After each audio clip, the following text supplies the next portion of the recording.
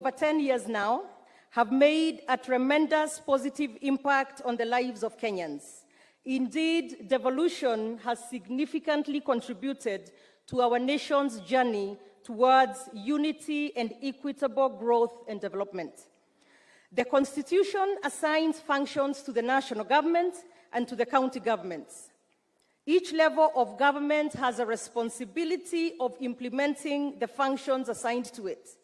A quick glance at the functions of county governments indicates a huge responsibility for the production and service sectors. These functions include crop and livestock production and fisheries, early childhood education and childcare facilities, cultural activities, public entertainment and public amenities, county planning and development, including housing, trade development and regulation, including local tourism and cooperatives, healthcare services, county roads, street lighting and public road transport, soil and water conservation and forestry, water and sanitation, solid waste management services. Implementation of these services and others, whose details we shall share with during the county government session on Friday, have been revolutionary. For example, before 2013, you had to visit the city of Nairobi or a major municipality in this country to experience the beauty of streetlights. Courtesy of county governments, streetlights are in all the counties, including the very small urban areas and centers. Since independence in 1963 and up to 2013, the central government did not employ a single teacher or early childhood education, that's nursery.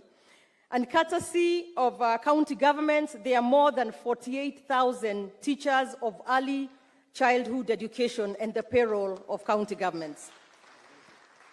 For the first time since independence, Mandera County performed its first cesarean delivery at Takaba Sub-County Hospital in 2014. Esteemed guests, each of the 47 county governments has unique opportunities for investment. Our collective desire is that each county becomes an attractive investment hub. These hubs beacon both local and international investors, particularly our esteemed diaspora community, to partake in the increasing opportunities across various sectors. To catalyze this, county governments have put in place a couple of strategies aimed at attracting and retaining investments. This includes enacting policies and regulations that encourage the growth of specific industries and investing in critical infrastructure. Specifically, each of the county governments has identified at least 5 value chains that are visible for aggregation and high prospects for value addition and industrialization. County governments are therefore seeking partnership with you and your networks to accelerate the growth of counties as industrial hubs. Ladies and gentlemen, some of the investment areas where we see great potential for investment and therefore collaboration include in the agriculture and agribusiness. Our counties offer vast arable land and favorable climatic conditions for a wide range of crops. 2, manufacturing and industrial parks. Kenya is strategically positioned as a regional hub for manufacturing. Our counties are establishing county industrial parks, offering prime locations for the diaspora community to establish manufacturing plants. 3, renewable energy. The potential for renewable energy projects in Kenya is enormous. Our counties have significant solar and wind energy potential, making them ideal for investment in clean energy solutions. Our infrastructure development. Kenya's rapid urbanization requires substantial infrastructure development. Investment opportunities abound in the construction of roads, bridges, and other critical infrastructure projects. Healthcare and pharmaceuticals. The healthcare sector in Kenya presents a wide range of investment prospects. We can explore construction and management of modern medical facilities and manufacturing of pharmaceutical products. Tourism and hospitality. Kenya's rich biodiversity and breathtaking landscapes and culture make it a premier tourist destination. Counties offer investment opportunities in eco-lodges, hotels, desert drives, and related tourism services. ICT and technology. Kenya's technology sector is dynamic and growing. Counties are creating innovation hubs and technology parks. Housing and real estate. The increasing urban population creates a significant demand for housing and real estate. Collaborations in affordable housing and related infrastructure projects are ripe for investment. Finally, education and skills development. Investment opportunities in the education sector include establishing training institutions, vocational centers, and e-learning platforms to enhance the skills and knowledge of our workforce. Distinguished participants, the county governments want to collaborate with the diaspora community as active participants in the development journey of our counties and country. You are already doing a lot, and you can do even more. We look forward to structured dialogue between you and the Council of Governors and invite you to visit our counties. Do not hesitate to book a date with the Council of Governors to fast-track your engagement with your county of choice. As I conclude, I thank the organizers for spearheading the process, wish you fruitful deliberations, and extend a special invitation to you all to join us for the county government's session on Friday, 15th December, starting at 10:30 a.m. Asanteni sana. Thank you.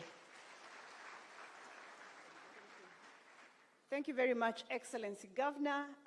Allow me now to invite the Prime Cabinet Secretary and the CS for the Foreign and Diaspora Affairs, Karibu sana, Waziri Mkuu. Thank you so much. Thank you, Madam Njogu. Your Excellency, the President of the Republic of Kenya, Dr. William Samoei Ruto, the Governor, Madam Kicc Kimani, Susan Kimani, the father was somebody I knew.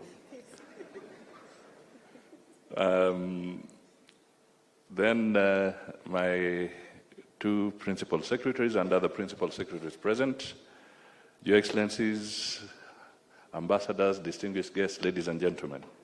Hamjambo. I will be very brief because Madam Njogu has spoken to the issues very well, and the President wants to have a one-to-one engagement, and I do not want to eat into that time. I want to try and shorten so that we can maximize on that interactive session. But I'll just highlight one or two things. One, it is so significant that this event is taking place here when we are celebrating 60 years of independence. That is a critical milestone. The message here is that the Kenyan diaspora has truly come of age, and it is therefore important that they take their rightful space in the development agenda of our country. A few days ago, I was in the UK, and I had an opportunity to interact with the diaspora there. They're raring to go. They want their footprint broadened. And therefore, this gathering here will give us that opportunity to enable that to happen. My request to you is that we need your help to also inform debate on the local scene.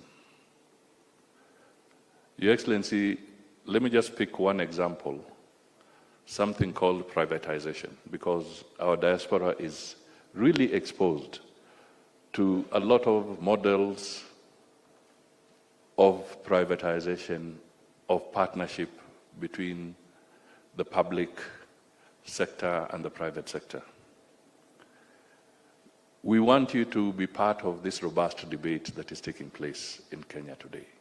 Because for us to make sense out of anything, it has to be an informed debate. And your exposure on certain aspects contributes significantly to this. I was, maybe 2 weeks ago, as we were at the COP event, led by His Excellency the President, one of the news items that was running was that the Saudi Investment Fund had taken up 12% shares in Heathrow Airport. The Saudi Investment Fund purchasing 12% of Heathrow Airport. Now, I bring this as a vivid example because as the Saudi invest 12% in Heathrow Airport, have they uprooted it from London and taken it to Riyadh? It still remains an asset in the United Kingdom, but they are part of the profit process.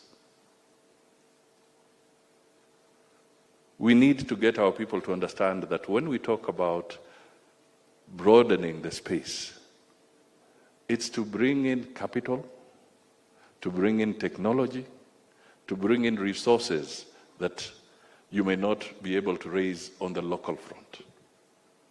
Now, it's this kind of engagement that I'll be putting across to you as members of the diaspora to enrich that debate on the local scene so that the broader aspects of us drawing capital and bringing in FDI can be seen from a broader perspective.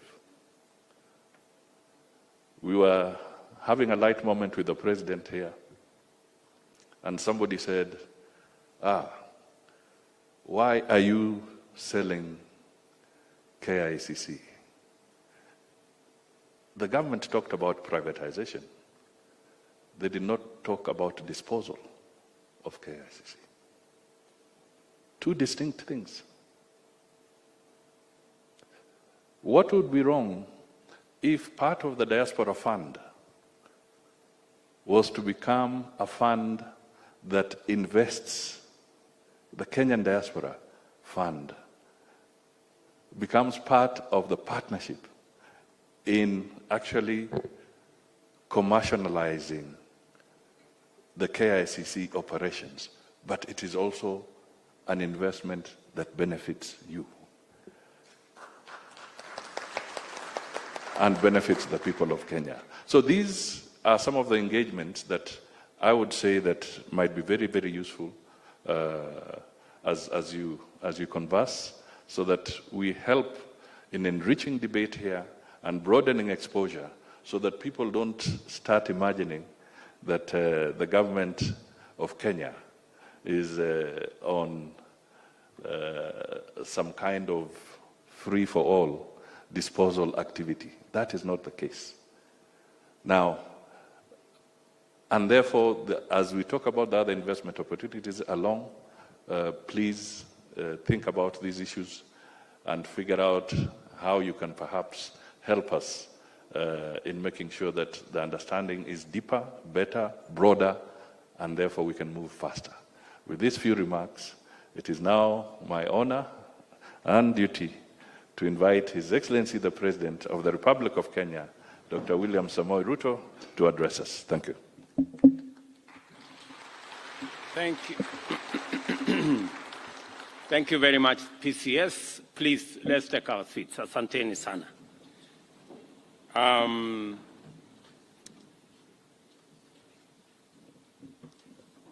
Partners who have put this event together, Prime Cabinet Secretary and your team from the Ministry of Foreign Affairs and Diaspora Issues, our members of the Diplomatic Corps who are here, and our diaspora, distinguished guests, ladies and gentlemen, good morning. Hamjambo. Karibuni sana nyumbani. For those of you, I'm told some of you came straight from the airport and to this meeting. Some of you came a little earlier. Karibuni sana nyumbani. Welcome home. And I hope you will be staying back for Christmas and maybe possibly New Year. But remember to go back to work. I am delighted to join you for this important Diaspora Investment Conference, where powerful conversations shall take place touching on the core of our bottom-up economic transformation agenda. Before I go further, I extend a very warm welcome to all of you, and in particular, Kenyans who have traveled from far and wide, from different continents, and using different means. And again, let me repeat, Karibuni Nyumbani. I'm also quite proud to witness the culmination of the government's commitment to our diaspora. And for the sake of clear context, I shall set out our commitment in a bit of detail. In our plan, we committed to create a dedicated State Department for Diaspora Affairs whose mandate would be to improve government service delivery, establish a diaspora forum, promote greater local investment by Kenyans living abroad, facilitate through intentional measures greater access to overseas employment opportunities for Kenyans, foster the transfer of knowledge, skills, technology through strategic engagement, promoting the welfare of Kenya's diaspora, and leveraging our diaspora to enhance Kenya's international profile.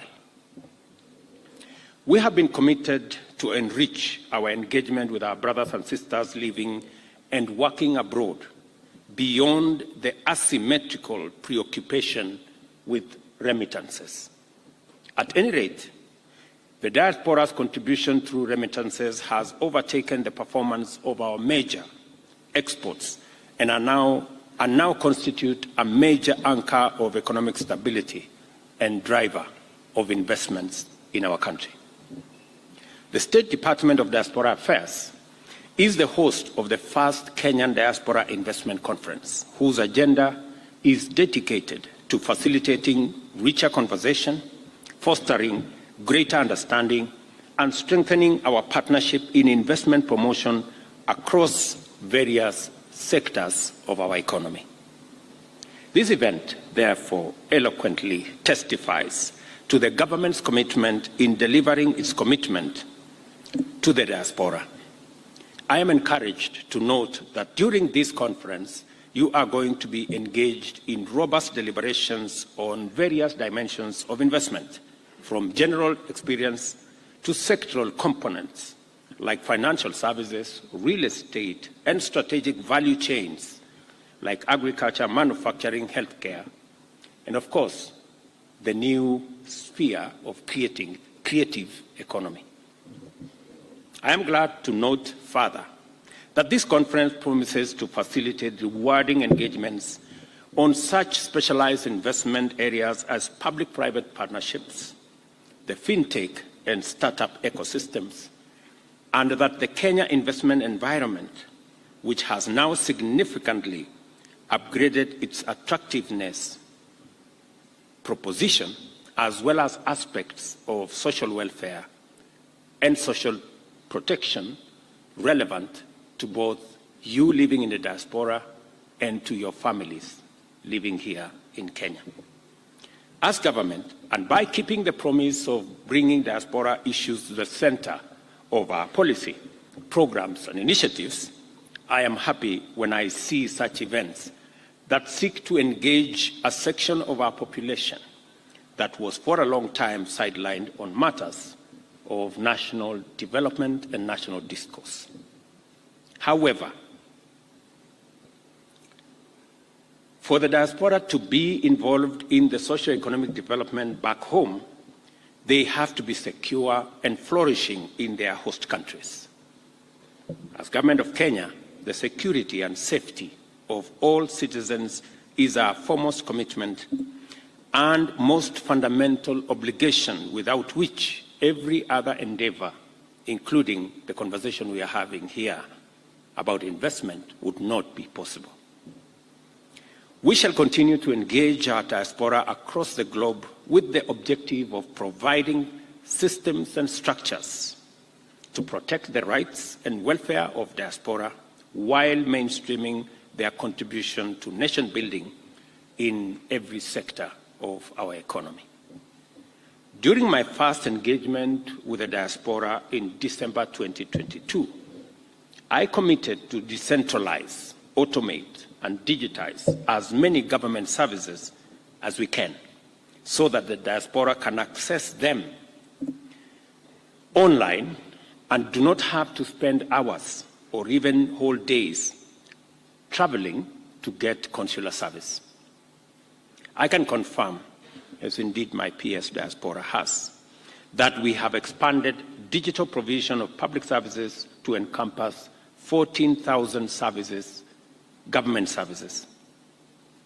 And it is our commitment to ensure full digitization, which has not only enhanced efficiency and integrity in the provision of government services, but also improved revenue collection.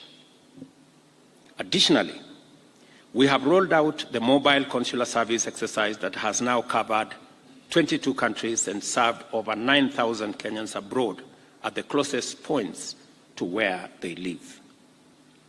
To connect our highly skilled and innovative human capital with employment opportunities, we have developed the global labor market strategy that will facilitate Kenyans, especially young people, find work abroad. Our objective in implementing all these measures to create safe migration pathways, friendly environment to work in the diaspora, and seamless networks that facilitate, promote, and support diaspora investments back home. The theme of today's conference, Tujenge Kenya, Bridging Borders, Building Futures, is a call to action, summoning us to make our contribution to the growth and development of our nation and to build bridges across all real and imaginary barriers, obstacles, and borders that stand in the way of our progress. This event, therefore, serves as a platform to strengthen the bond between Kenya and its diaspora, to forge partnerships that transcend borders, and to build futures that are prosperous and inclusive. As a country, we are entering the phase of economic transformation where opportunities abound in every sector, and we encourage you to seize your chance and reap a rich yield. You've heard from Susan, the governor of Nakuru, about the opportunities in our counties.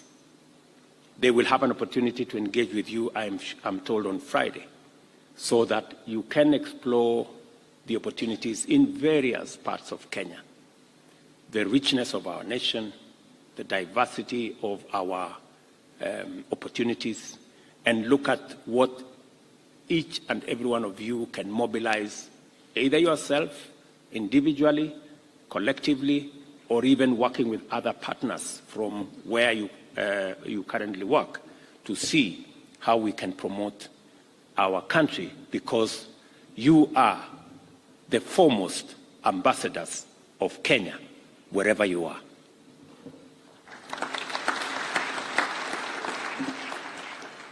I recognize, appreciate, and commend the Kenyan diaspora for its role in decolonizing, democratizing, and globalizing our economy. I encourage you to leave this conference with a strong resolve to do more and earn more from the opportunities that continue to unfold as we undertake the bottom-up transformation of our economy. Let us embark on this journey to build a nation that thrives on the collective efforts of its people, both at home and abroad.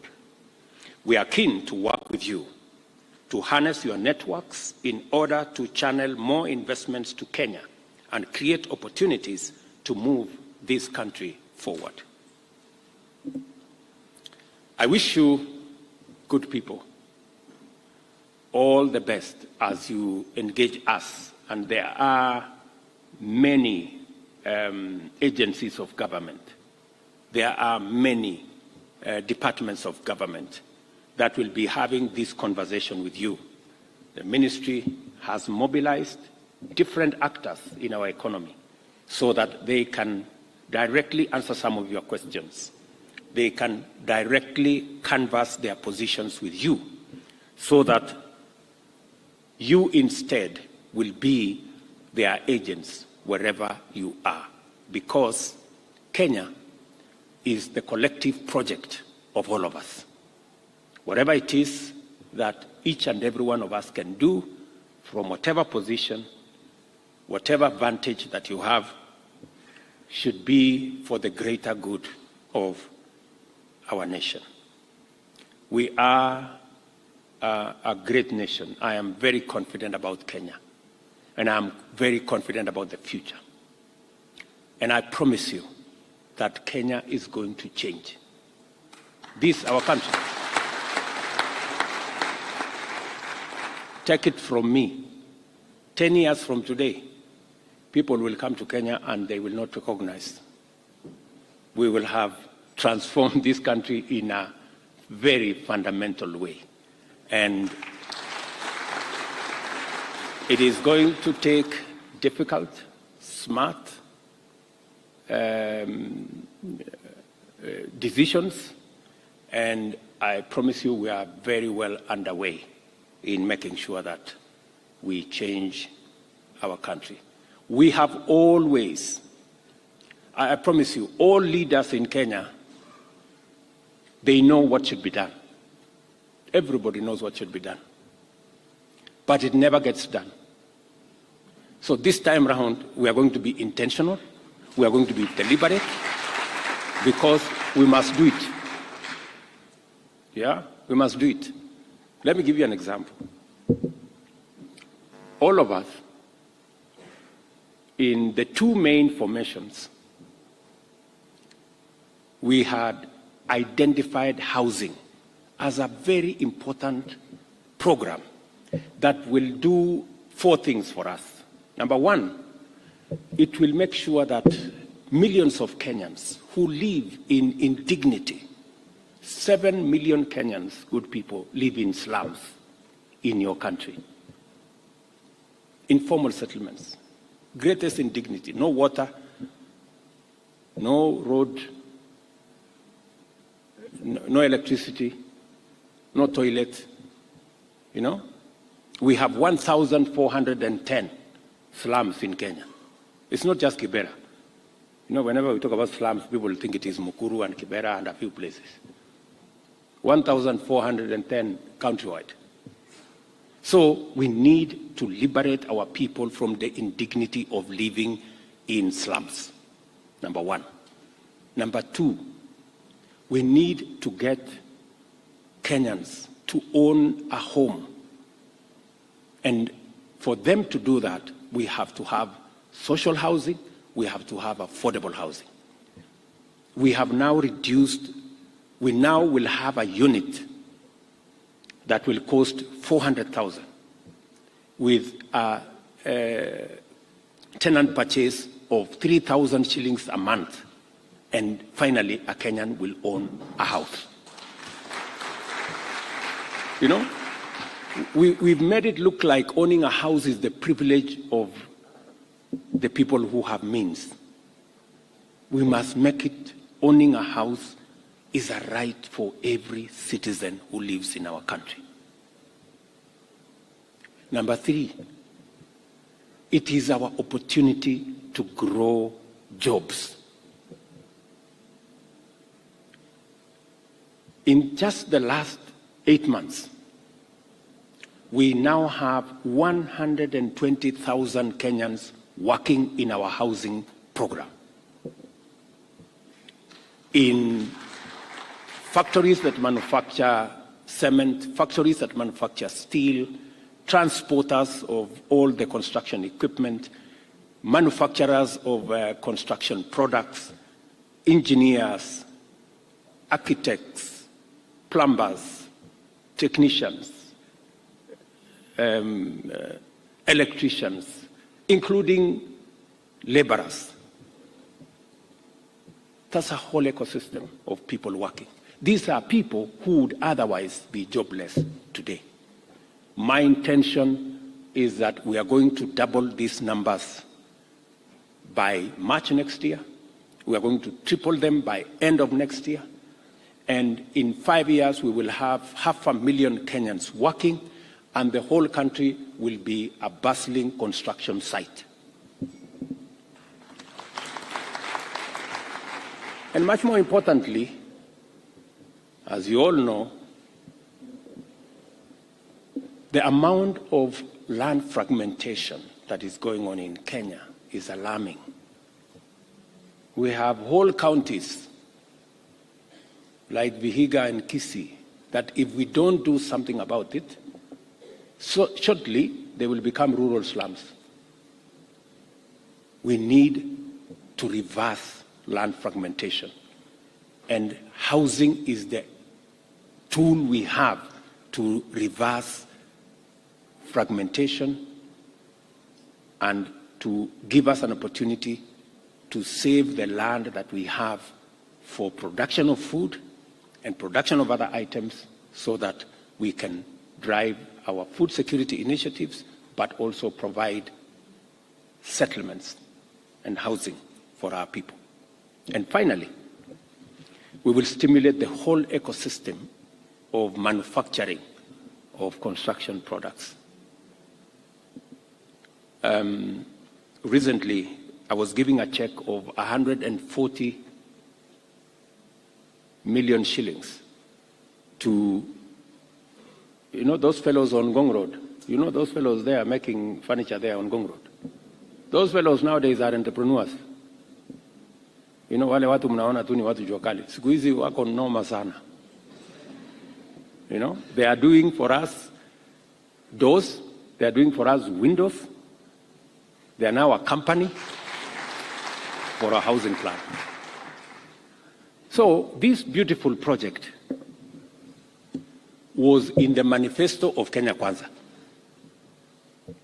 The same housing project, complete with percentages of the levy, was also in the Azimio manifesto.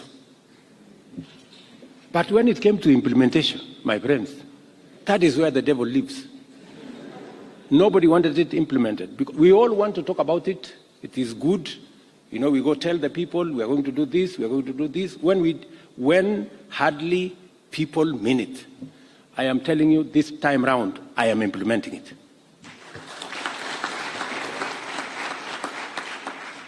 And I am so determined because we must do it. Korea did it, Singapore did it, Malaysia did it, and that is why they are ahead of us. We know what we must do, but we cannot gather the courage to do it. But this time round, whatever it takes, we are going to implement it. We will also give you guys a chance. You don't have now to stones to go and build a house.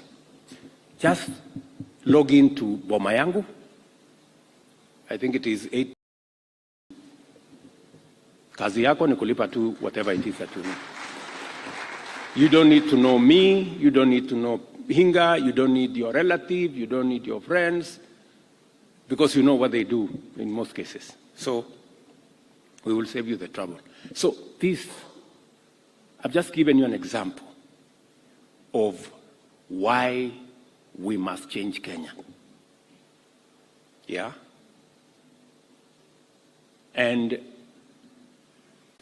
we will make the difficult decisions, we will make the smart decisions, because we owe no less to the people we told that this was going to happen.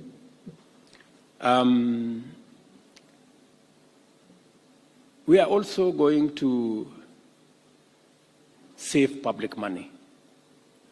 We are spending billions of shillings sustaining companies. We have 350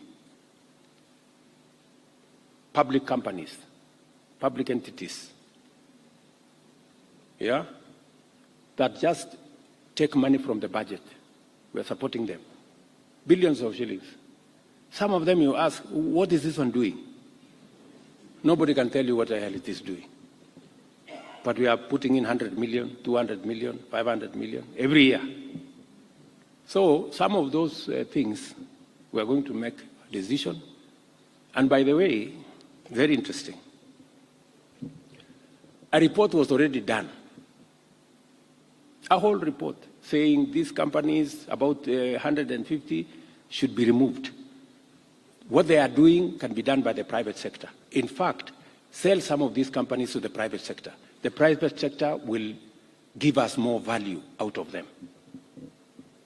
Yeah? Some of them divest. But the report has been here now 10 years. Because it's a very difficult decision to make. But I will make the decision. I promise you. I will make the decision and take the consequences. Because Kenya must move. Yes, if we know what the right thing is. My friends, you can never go wrong by doing the right thing. How can you go wrong by doing the right thing? So we are going to make those decisions because, and I am talking to you as members of our diaspora, because we must change Kenya. I don't want to talk about taxes because you guys, I know, you know how much you pay. Munajua. Sindio? So, and you see, sovereignty is managing our own affairs. And, but we are going to work this journey together. And by the way, the Kenyan people are very wonderful people. They can see logic, they can see sense where there is sense. When somebody tried to say we should get rid of the housing fund, many people stepped forward and said, look, for the first time, we have jobs. For the first time, we can feed our families. For the first time, we have an opportunity to own a house, an opportunity we have never had. Because the cheapest house in town was like 2-3 million. We have now brought it from 2-3 million to 500,000. That is the difference we are making. Democratizing the owning of homes. So you're going to have a great investment conference. I will be here shortly because I have another assignment, but I really wish you the very best. And I look forward to another engagement, maybe next year when we come and see how we can take this forward. Asanteni sana, my very best wishes, Merry Christmas, Happy Wonderful New Year, and I wish you well.